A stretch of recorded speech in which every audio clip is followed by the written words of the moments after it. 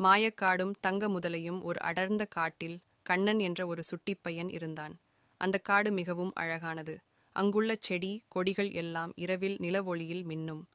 நிலவு தந்த ஒளி ஒரு நாள் இரவு கண்ணன் நிலவின் ஒளியில் காட்டில் நடந்து சென்று கொண்டிருந்தான். அப்போது வழியில் ஒரு பெரிய பச்சை நிறப் பாம்பு அமைதியாகச் சுருண்டு படுத்து உறங்கிக் கொண்டிருந்தது.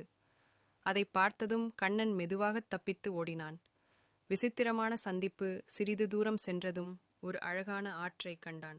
அங்கே அவனுக்கு ஒரு ஆச்சரியம் காத்திருந்தது. அந்த ஆற்றில் ஒரு தங்க நிற முதலை நீந்திக் கொண்டிருந்தது. அதன் உடல் முழுவதும் தங்கத்தைப் போல மின்னியது. கண்ணன் பயப்படாமல் அந்த முதலையின் அருகே சென்றான். முதலில் அந்த முதலை வாயைத் திறந்து பயமுறுத்துவது போலத் தெரிந்தாலும் கண்ணனின் அன்பான முகத்தை பார்த்ததும் அது அமைதியானது. கண்ணன் அந்த முதலையிடம் பேசத் தொடங்கினான்.